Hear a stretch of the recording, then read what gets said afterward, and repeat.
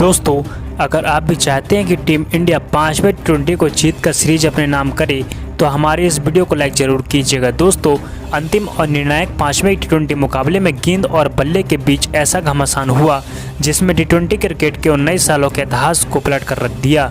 तो आखिरकार वेस्टइंडीज़ की घातक गेंदबाजी का सूर्या तिलक के साथ मिलकर भारतीय बल्लेबाजों ने लिया है मुंहतोड़ जवाब। ऐसे क्या किया वेस्टइंडीज़ के गेंदबाजों ने जिसने टीम इंडिया को मुसीबतों में दलदल में फंसा दिया? कौन बना भारत के लिए संकट मोचन? कौन है जीत के सबसे करीब? इस मुकाबले की रोमांचक की हाइलाइट्स आंखों देखा हाल आपको इस वीडियो में दिखाएंगे, लेकिन उससे पहले आपको क्या लगता है कि सूर्या तिलक और हार्दिक में कौन सबसे खतरनाक खिलाड़ी? अपनी राय नीचे कमेंट बॉक्स में ज़रूर बताइए। दोस्तों, 2-2 से खड़ी बराबरी सीरीज का सबसे निर्णायक मोड़ आ चुका था के मैदान में एक बार फिर दोनों टीम ने अपना 100% देकर विरोधी टीमों को धूल चटाने के इरादे से मैदान में उतर चुकी थी। इस बार टॉस के बॉस बने भारतीय टीम के कप्तान हार्दिक पांड्या और उन्होंने परिस्थितियों को मद्देनजर रखते हुए जब बल्लेबाजी का फैसला किया, अब हर कोई दंग रह गया था। एक बार फिर अपनी टीम को धाकड़ शुरुआत दिलाने के दावे से शुभमन गिल के साथ यशस्वी जायसवाल की जोड़ी मैदान में उतरी थी। इन दोनों का खौफनाक कैरिबियाई गेंदबाजों के चेहरों पर साफ तौर पर देखा जा सकता है। आते ही यशस्वी जायसवाल ने शुरुआत की जहां से उन्होंने छोड़ा था। उन्होंने पहले ही ओवर में अखिल हुसैन को निशाना बनाया और उनकी मैच दूसरी गेंद पर इतना खूबसूरत रिवर्स स्वीप लगाया कि हर कोई बस देखता रह गया कि चौका बटोर का यशस्वी ने अभी से अपने तेवर वेस्टइंडीज़ को दिखा दिए थे। लेकिन दोस्तों, किसी ने सपने में भी नहीं सोचा होगा कि यशस्वी जायसवाल का ये ओवर कॉन्फिडेंस ही उन्हें ले डूबेगा। एक बार फिर आक्रामक अंदाज दिखाने के प्रयास में यशस्वी ओवर की 5वीं गेंद पर गलती कर बैठे।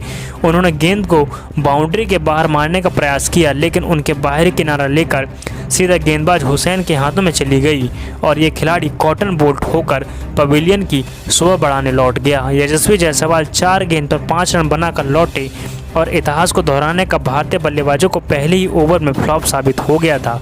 उनके आउट होने के बाद अब मैदान में अपना जलवा बिखेरने उतर चुके थे टी20 के नंबर 1 बल्लेबाज सूर्य कुमार यादव।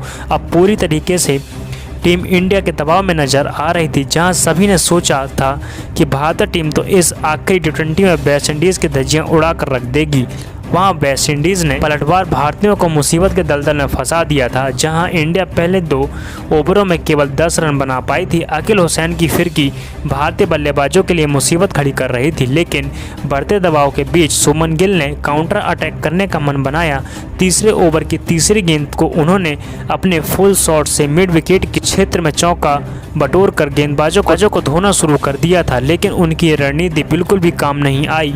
5वीं गेंद पर अखिल हुसैन ने अपना जादू दिखाते हुए शुभमन गिल को अपने सामने घुटने टेकने पर मजबूत कर दिया। उनकी गेंद गिल के बल्ले को बीट करते हुए सीधा उनके पैड पर जाकर लगी और ये खिलाड़ी LWP आउट होकर पवेलियन लौटने पर मजबूर हो गया, जहां अखिल हुसैन ने लगातार 2 ओवरों में टीम इंडिया के दोनों ओपनर्स को वापस भेजकर भारतीय टीम की कमर तोड़ दी थी। शुभमन गिल 9 गेंदों पर चौके की बदौलत 9 रन बनाकर वापस लौटे भारतीय खेमे में हैरान और परेशान नज़र आ रही थी, क्योंकि अब तक तो वेस्टइंडीज़ ने पूरी तरीके से मुकाबले में शिकंजा कसा हुआ था। पहले 3 ओवरों में भारतीय टीम केवल 70 रन जोड़ पाई थी, तो वहीं दोनों बल्लेबाज दे कर चुके थे।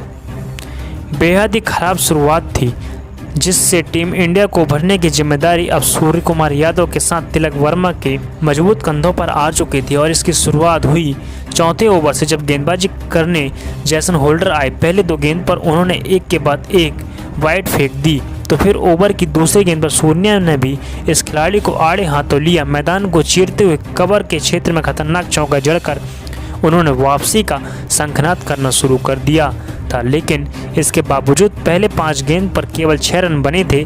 भारतीय बल्लेबाज दबाव में नजर आ रहे थे। टीम इंडिया पूरी तरह से फंसी हुई थी। सूर्य रन बनाने के लिए तड़प रहे थे। चौका खाने के बाद जैसन होल्डर ने एक के बाद एक 3 डॉट गेंद खेलकर सूर्या की बोलती बंद कर दी और 4 ओवर में भारतीय टीम का स्कोर महज 24 रन तक पहुंच पाया था, जो कि टी20 के हिसाब से बिल्कुल भी ठीक नहीं था। वेस्टइंडीज़ का दबदबा साफ तौर पर इस मैच पर नजर आ रहा था। टी20 में टेस्ट मैच की रफ्तार से टीम इंडिया आगे बढ़ रही थी।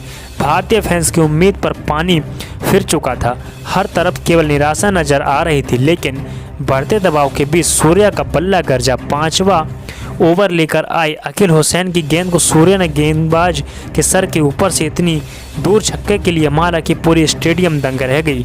उनके इस गगनचुंबी छक्के ने हर तरफ जोश में एक नई लहर उड़ा दी थी। ये सूर्या का ऐलान था कि वो इतनी आसानी से हार मानने के लिए तैयार नहीं। उन्हें अपना रंग बदलते देख तिलक वर्मा ने भी अपना अंदाज बदलने की ठानी।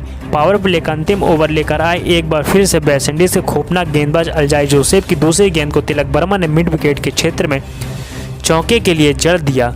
बस फिर क्या था, शेर के मुंह में खून लग चुका था। सूर्या के पैर के पास जब अल्जाई जोसेफ ने गेंद डाली तो अपने घुटने जमीन पर टेक दिए। तिलक वर्मा ने उस गेंद को फील्डर के ऊपर से खौफनाक छक्के के लिए मारकर गेंदबाज तो क्या कैरिबियाई खेमे में उथल पुथल मचा दी। तो फिर अगली गेंद पर एक बार फिर से एक और चौका जड़ा जिस पर कोई भी भरोसा नहीं कर पाया। इतना ही नहीं, 5वीं गेंद पर भी एक चौका बटोर कर तिलक वर्मा ने इस ओवर में कुल 19 रन जड़े और 6 ओवरों के पावर प्ले का बखूबी फ़ायदा उठाते हुए उन्होंने टीम इंडिया को 51 रन तक पहुंचा दिया, जहां से अब दबाव में वेस्टइंडीज नज़र आ रही थी। और ऐसी विस्फोटक बल्लेबाजी देखकर तो ये कहा जा सकता है कि भारतीय टीम आसानी से 180 रन बनाकर मुकाबले में पकड़ बना सकती है। लेकिन दोस्तों, अब आपको क्या लगता है, सूर्य कुमार यादव और तिलक वर्मा में कौन सबसे खतरनाक खिलाड़ी है? नीचे अपनी राय कमेंट बॉक्स में ज़रूर बताइए और ऐसी शानदार खबरों के लिए चैनल को सब्सक्राइब करना बिल्कुल भी न भूलें।